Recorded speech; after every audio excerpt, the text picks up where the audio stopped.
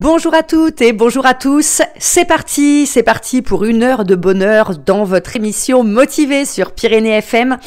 Je suis actuellement à Prat-Bon-Repos en Ariège où je suis venue à la rencontre d'un motivé et on va parler de quelque chose que j'adore absolument.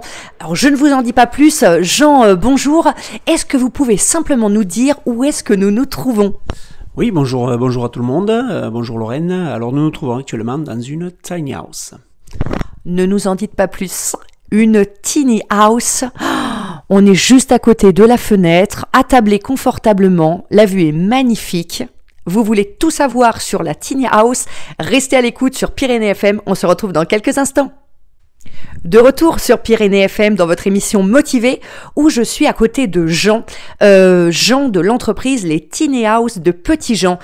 Et nous sommes comme Jean vient de vous le révéler, en effet dans l'une de ces tiny house qui est quasiment finie d'être construite. Alors avant toute chose, Jean, qu'est-ce qu'une tiny house? Alors une tiny house, c'est une maison saturbois, tout à fait classique, avec la particularité d'être petite, très petite, et surtout d'être mobile puisqu'elle est posée sur un châssis remorque homologué Tiny House. Donc c'est un remorque plateau, donc ça nous permet d'être mobile. Voilà, donc ce n'est pas une caravane, ce n'est pas un mobil-home, ce n'est pas un camping-car. C'est une autre forme d'habitat, que ce soit un habitat pour résidence principale ou secondaire ou tourisme. Oui, alors bien sûr, on va parler des différentes demandes un peu que vous pouvez avoir parce qu'effectivement, une tiny house, désolé pour l'accent, effectivement, ça peut être, comme vous le disiez, une maison principale ou secondaire. Alors, je le précise, puisque là, je me trouve à l'intérieur, c'est une vraie maison. En plus de ça, avec tout ce bois, c'est extrêmement chaleureux. Mais le principe, c'est de vivre dans quelque chose d'un petit peu minimaliste et d'être mobile, de pouvoir voyager. C'est ça l'idée dans l'absolu. Oui, tout à fait. L'intérêt premier, c'est effectivement, vu qu'on est dans une petite maison de par sa mobilité, ça nous impose effectivement un choix de vie qui s'oriente vers tout ce qui est minimaliste au niveau de la consommation, que ce soit de l'énergie, que ce soit de l'eau, que ce soit de notre façon même de concevoir la consommation en règle générale. Alors, pour pouvoir être mobile, évidemment, elle est en fait construite et elle reste ensuite, si j'ai bien compris, sur en fait une remorque avec des roues tout simplement.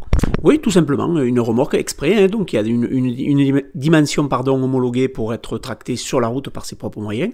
Donc il suffit d'avoir un véhicule effectivement devant capable de tirer ce format-là.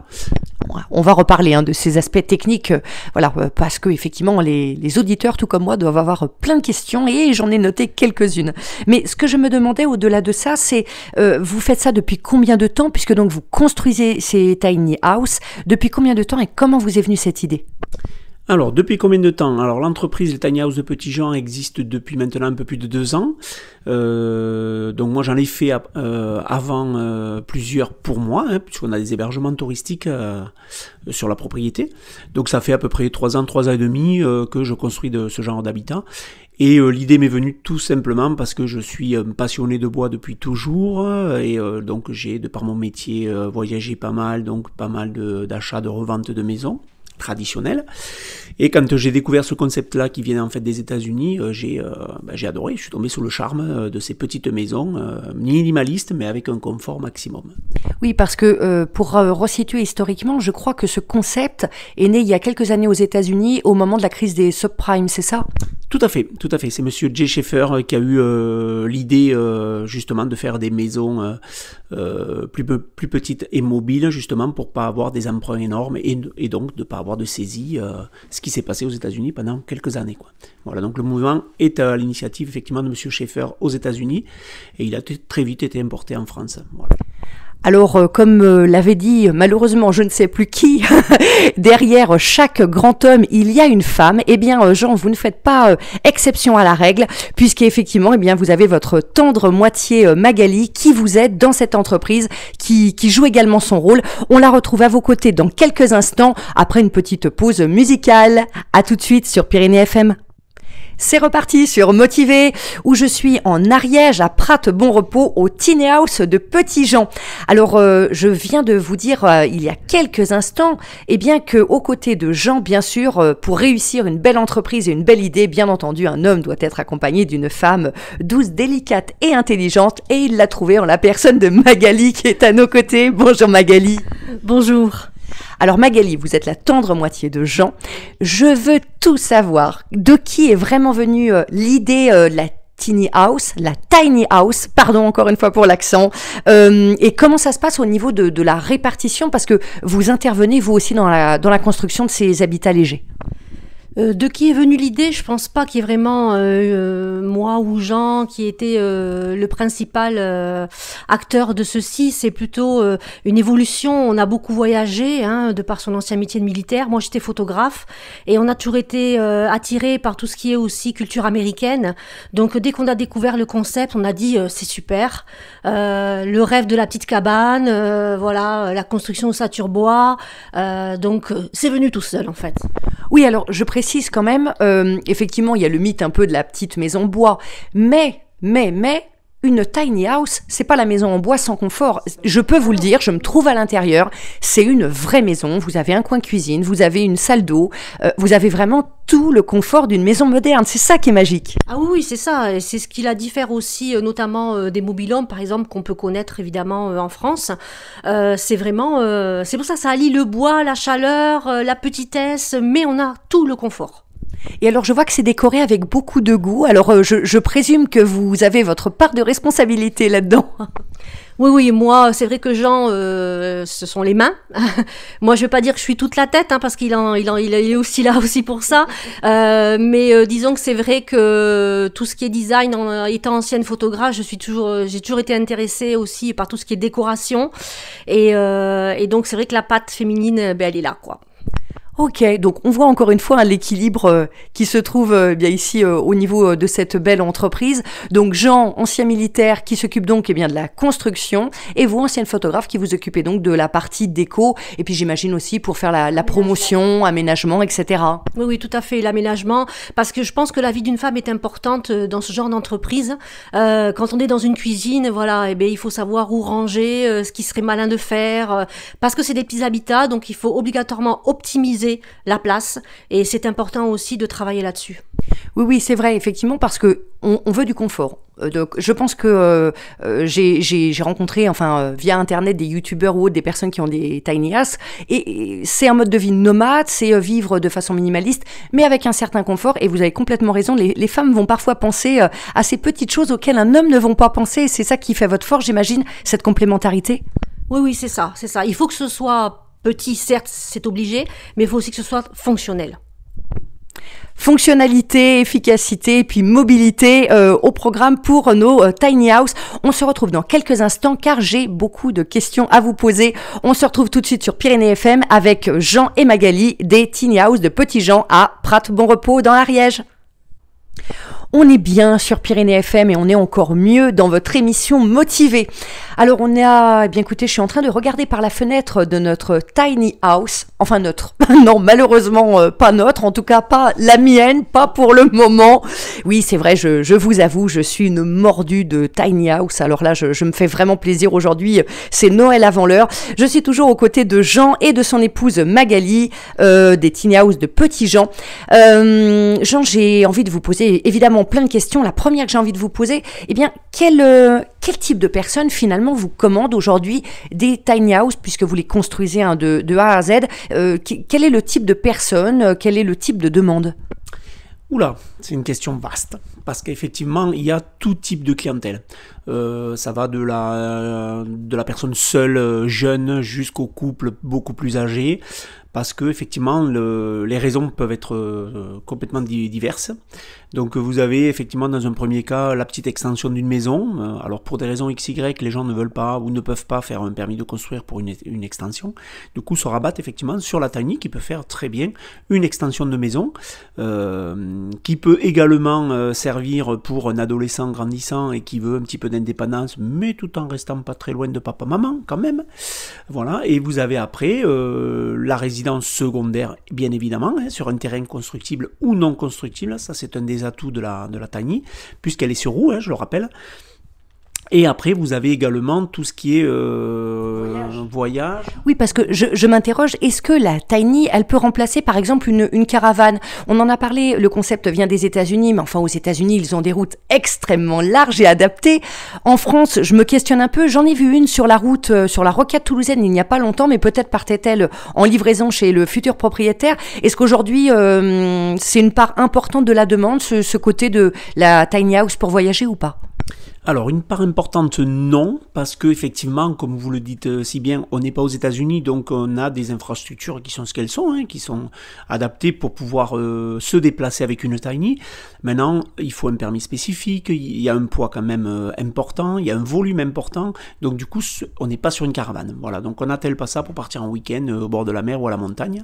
Donc ça se déplace sur la route, c'est homologué effectivement. Donc la majorité de nos clients sont quand même des résidents fixes, avec, ça c'est la conjoncture qui veut ça, la possibilité plus tard, dans quelques années, cause de travail, cause de famille, de pouvoir se déplacer. Et là, on est comme le petit escargot, on se déplace avec sa maison. Voilà. Alors finalement, on a, en termes de proportion un petit peu, entre les demandes pour, par exemple, une résidence secondaire, résidence vacances, ou pour l'habitation principale, les pourcentages, c'est quoi? Alors on a un très gros pourcentage en résidence principale. Je pense autour des 80-85% de nos clients sont des gens qui cherchent une tiny pour y habiter à l'année, hein, définitif, comme habitation principale. Et ensuite, on a une petite majorité qui fait, enfin minorité du coup, pardon, qui veut faire du tourisme avec.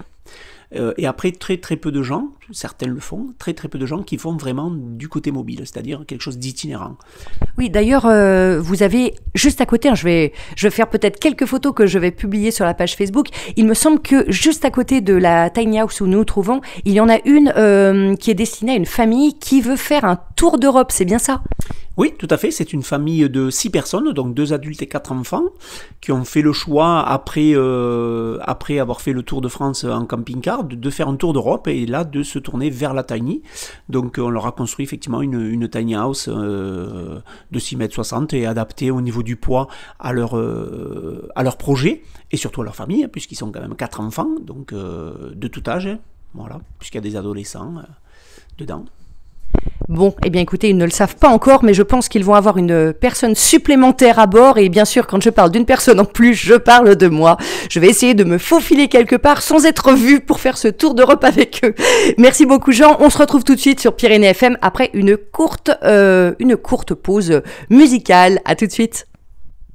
La tiny house, c'est le sujet aujourd'hui sur Motivé, sur votre radio préférée bien sûr, Pyrénées FM, aux côtés de Jean et de Magali. Alors on parle de cette tiny house, moi j'ai envie de rentrer un petit peu dans, finalement au-delà du concept, on va y revenir un petit peu sur les valeurs qu'il y a derrière ce mode d'habitation. Eh bien au niveau de la construction, je crois Jean qu'une des spécificités c'est que au niveau d'abord des matériaux, vous vous fournissez essentiellement en local.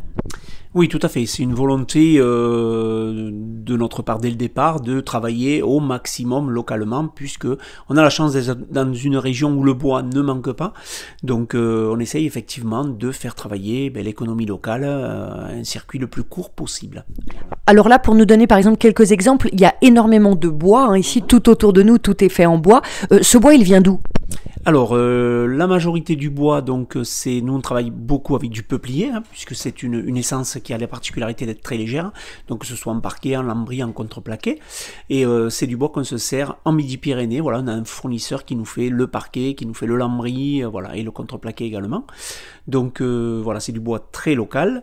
Ensuite, on a, pour le modèle dans lequel on se trouve, nos fenêtres sont ariégeoises, sont fabriquées par une société non loin d'ici qui nous fait des jolis produits et vraiment adaptés à la tiny. Voilà, on a trouvé un fabricant qui a bien compris la problématique de la tiny et les inconvénients et ses avantages. Donc du coup, qui nous fait vraiment des produits vraiment jolis. Oui, donc au-delà d'un superbe concept, d'une idée un petit peu novatrice, on a aussi cet aspect de faire tourner une économie locale quand même. Bien sûr, pour moi c'est très important. En tant qu'artisan, j'essaie de rendre la pièce, la monnaie, comme on veut, aux artisans locaux évidemment. Donc j'ai un plombier chauffagiste également local de Prat de repos qui va travailler avec moi sur les prochains produits, voilà, pour amener toute la partie gaz, hein, puisque chacun son métier. Donc voilà, on essaye effectivement de faire retourner l'économie de notre région, voilà. Et d'un autre côté, vous-même, en tant qu'artisan, comme vous le dites si bien, vous avez à cœur un genre de répondre bien sûr à un cahier des charges. J'imagine que les demandeurs, hein, les acheteurs, eh bien, vous donnent peut-être un cahier des charges de ce qu'ils veulent ou non, mais de faire vraiment une tiny qui leur ressemble, qui soit la plus adaptée possible à leurs besoins et à ce qu'ils sont. Voilà, tout à fait. C'est le plus difficile, on va dire, dans ce métier-là. C'est effectivement de cerner en fait les goûts de chacun, hein, puisqu'on est tous différents. Donc, ce qu'on demande nous à nos clients, effectivement, hormis l'implantation qu'ils auraient pensé et qu'on va tâcher de mettre en application, des photos sur leur goût, voilà, des images de choses qu'ils aiment, et voilà, et on va essayer d'intégrer tout ça dans cette tiny qui va le plus possible leur ressembler, voilà. Alors, on va se retrouver dans un instant parce que j'ai envie également de parler du concept.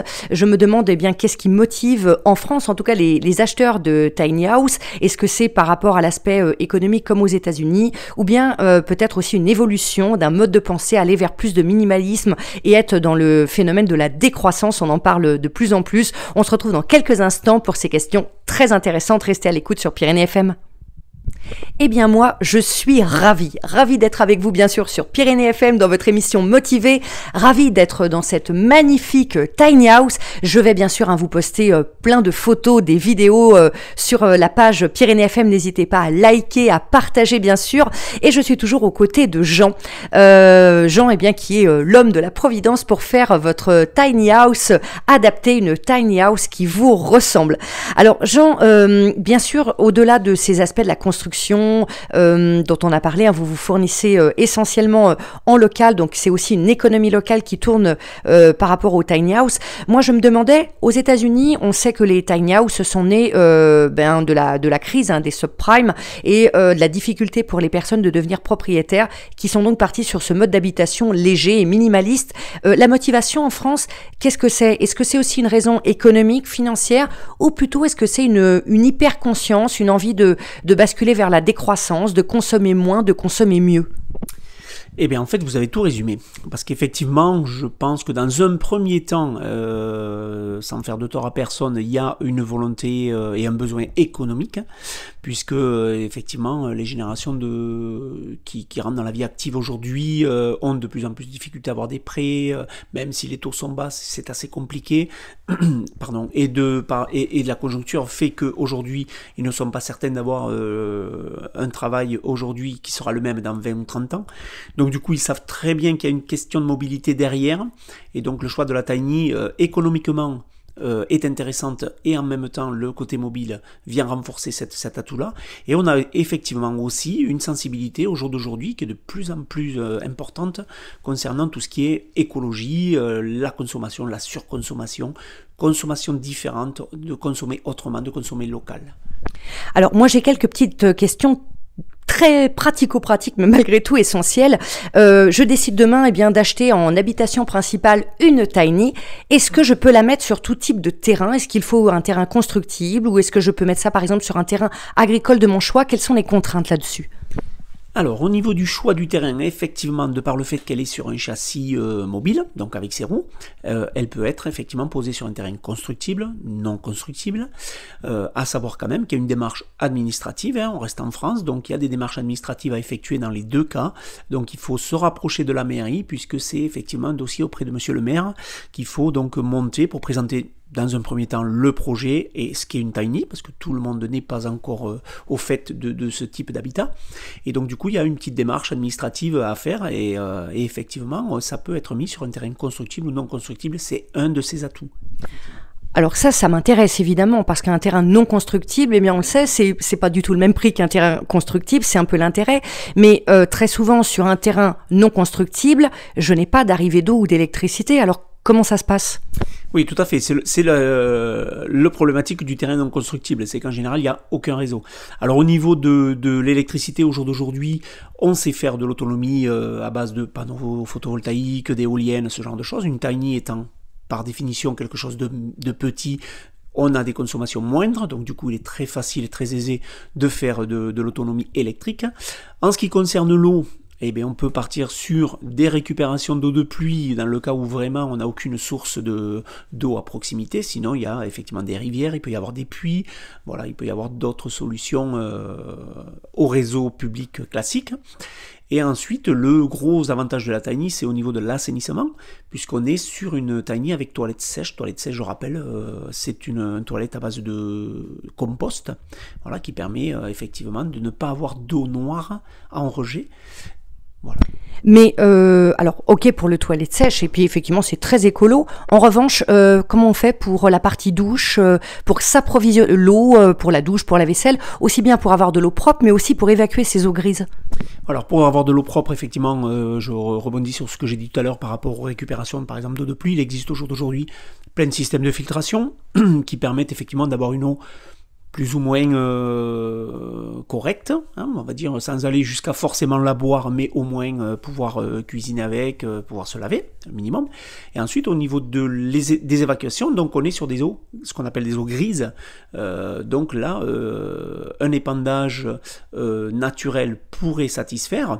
Moi, je conseille plutôt des petites centrales phytoépuration, donc quelque chose de compact qui marche très très bien, qui sont naturelles. J'imagine de toute façon que pour quelqu'un, par exemple comme moi, si demain j'ai envie de me lancer dans l'aventure, ça risque bien d'arriver. Est-ce que vous accompagnez, est-ce que vous donnez des conseils, des tuyaux, est-ce que vous aidez des gens qui sont novices comme moi et puis qui ont besoin d'avoir ce type d'informations? Oui, tout à fait. Le but pour nous, c'est d'accompagner le futur client du début jusqu'à la fin de son projet. Donc effectivement, on a des partenariats, je pense au photovoltaïque, on a des partenariats avec une grosse société qui s'est spécialisée dans le photovoltaïque. Voilà. D'accord. Et vous donnez tous les conseils voilà, aux jeunes novices qui ont envie de se lancer. Alors, vous aussi qui nous écoutez, vous avez envie de vous lancer un pari, un défi, peut-être de changer de vie, pensez à la Tiny House. On arrive progressivement à la fin de notre émission, mais pas tout à fait. Restez à l'écoute, on se retrouve dans quelques instants. Eh bien, ça y est, on arrive progressivement à la fin de notre émission. Je n'ai pas du tout envie de partir. Alors, toujours accompagné de Jean et de Magali dans cette merveilleuse Tiny. Alors là, à l'instant, je viens de revenir de la Tiny qui était juste à côté où j'ai rencontré la famille Hersan, la famille qui va bientôt partir sur les routes, faire un tour d'Europe. On en parlait au tout début avec Jean. Allez sur la page Facebook de Pyrénées FM où vous allez voir la vidéo de cette petite interview que j'ai fait avec cette famille. Nous, Jean, j'avais une dernière question à vous poser concernant les Tiny. En termes de prix, j'imagine que c'est un petit peu large, mais la fourchette de prix un petit peu pour l'achat d'une Tiny, c'est quoi? Alors la fourchette de prix chez nous, je ne vais pas parler pour mes collègues, mais chez nous, pour une Tiny claire-main, il faut compter entre 40 000 et 50 000 euros. Ça va dépendre de pas mal de paramètres. Et est-ce que, question peut-être bête, mais est-ce qu'on peut faire une demande de crédit auprès de sa banque pour ce type d'habitation? Oui, tout à fait. La majorité de nos clients se retournent vers les banques. Alors malheureusement, comme en France, la Tiny n'est pas reconnue comme une habitation, pas encore. On est plutôt sur un prêt à la consommation. Donc nos clients trouvent des prêts à la consommation sur 10-12 ans, à des taux vraiment très bas, très intéressants. Voilà, donc ce qui nous fait du bien. D'accord, donc écoutez, je crois que je vais appeler bientôt mon conseiller, d'autant plus que Magali, vous me disiez tout à l'heure, que dans les clients que vous avez beaucoup de femmes seules. Oui, en effet, je pense que c'est une demande, c'est un besoin qui commence à venir. Les femmes qui se retrouvent seules, que ce soit avec un enfant divorcé ou même veuf après, avec l'envie vraiment de se retrouver avec du minimalisme, en fait. Oui, je comprends bien. Bon, et puis mon chien, j'ai aussi un chien de poche puisque j'ai un chihuahua, donc voilà, on sera très très bien dans notre petite Tiny. Et puis je crois aussi, on en discutait un petit peu pendant la pause tout à l'heure, il y a également l'aspect social, on en parlait, l'aspect social et économique, et il y a notamment tout ce qui, je crois, des crous un petit peu partout en France qui développent ce mode d'habitation pour les étudiants. Oui, tout à fait. Il y a des crous qui commencent effectivement par manque de place, et puis de budget, de se tourner vers les Tiny et on passait commande pour plusieurs dizaines de Tiny pour justement héberger les étudiants au sein même de leur crous et peut-être faire des prêts de Tiny en fonction du flux d'étudiants sur leur secteur. Alors, question essentielle, fondamentale, est-ce que la Tiny House est l'habitation du futur ? Alors le seul habitat du futur, non, il faut être réaliste, mais ça commence vraiment à bouger en France et je pense que ça sera un des habitats du futur, oui. Oui. Et vous Magali, puisque eh bien les femmes ont toujours des idées plein la tête, quels sont un petit peu vos projets pour le développement eh bien de votre belle entreprise, peut-être de nouveaux modèles de Tiny, voilà, quelles sont vos envies? Des nouveaux modèles, oui, parce que on fait vraiment du personnalisable et on n'essaye jamais de faire une Tiny pareille que l'autre. C'est un petit bébé à chaque fois, un nouveau bébé qui sort à chaque fois. Et nous, c'est comme ça qu'on veut développer l'entreprise. Alors, vous connaissez l'émission, on ne pourrait pas terminer cette émission sans le fameux quiz spécial motivé. Et c'est Jean qui va se prêter à l'exercice. Alors Jean, si vous étiez un élément de la nature, que seriez-vous? J'ai pas beaucoup à réfléchir à ce sujet-là. Je pense que je serais un arbre, forcément. Forcément, vraiment, vous allez voir sur les photos, sur la page Facebook, ici il y a plein de bois partout, c'est mignon, charmant et on se sent tellement bien. Si vous étiez une qualité humaine? Je pense que je serais sans prétention aucune, la gentillesse. Très belle qualité. Et enfin, bien sûr, si vous étiez un lieu de notre région? L'Ariège. Je serais, de manière générale, les Pyrénées et un peu plus Château de Montségur, par exemple. Un très bel endroit, effectivement, à découvrir. Alors, si vous êtes en Ariège ou si vous passez prochainement, surtout, venez rencontrer Jean et Magali des Tiny House de Petit Jean. Réfléchissez également, ça peut être l'occasion pour vous peut-être de changer de vie, de partir sur un nouveau mode d'habitation. Et puis, si vous vous questionnez, que vous avez envie de tenter l'aventure, il vous est également possible ici même, eh bien, de louer, de passer une ou plusieurs nuits dans une magnifique Tiny sur place, eh bien, pour vivre un petit peu l'aventure, le temps eh bien d'une nuitée, le temps d'un séjour. Merci beaucoup à vous Jean et Magali. Merci à vous. Merci beaucoup d'avoir répondu à nos questions. Quant à nous, on se retrouve très prochainement dans une nouvelle émission motivée. À très bientôt. À bientôt.